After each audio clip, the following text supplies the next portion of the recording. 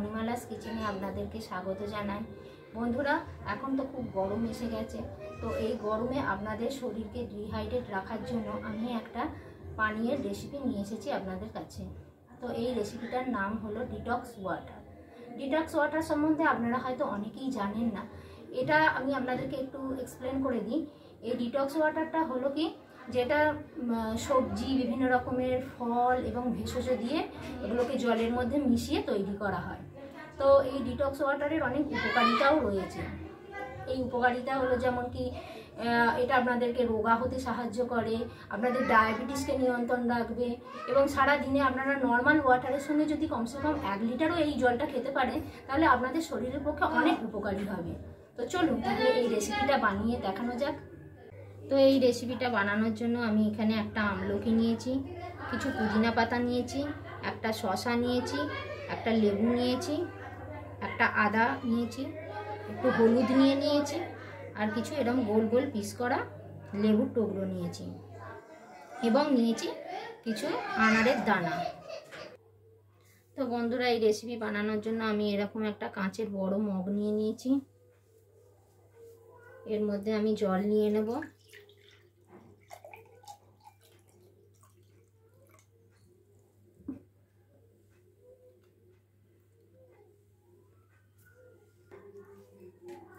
একটা শসা নিয়েছি, শসাটাকে আমি স্লাইস করে কেটে নেব।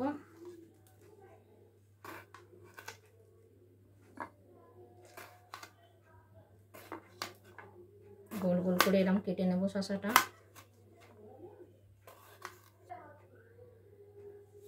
এবার একটা হলুদ নিয়েছি, হলুদটাও এরকম স্লাইস করে কেটে নেব।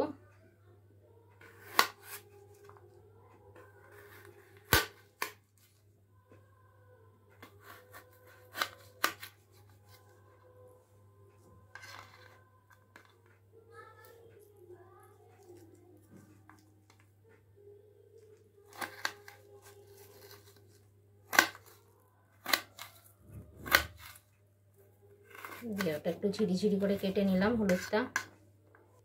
এক টুকরো আদা নিয়েছি, আদাটাও কেটে নেব সেমভাবে।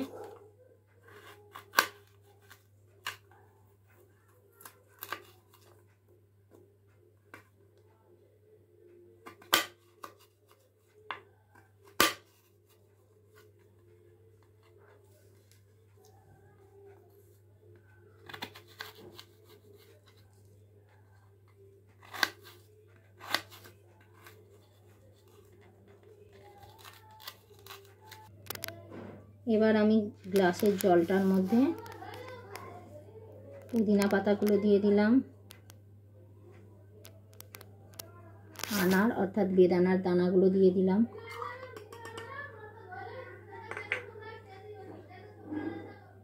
আমলকি টুকরো দেব,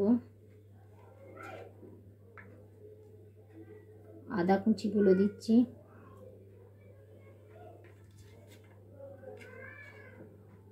শসার টুকরোগুলো দিয়ে দিচ্ছি,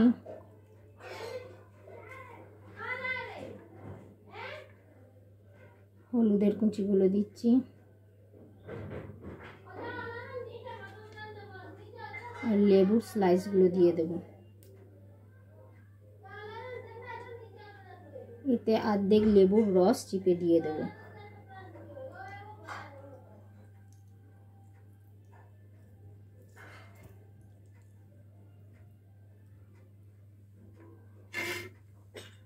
একটু চামচ দিয়ে মিক্স করে দেব।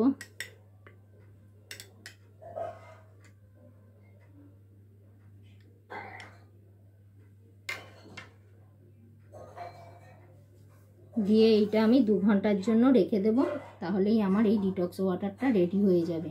তো এই পানীয়ের রেসিপিটা আমার তৈরি হয়ে গেছে। এটি ঘরের কটি সহজ উপকরণ দিয়েই তৈরি হয়ে যায়। আপনারা এই গরমের দিনে অবশ্যই এটা একবার ট্রাই করে দেখবেন।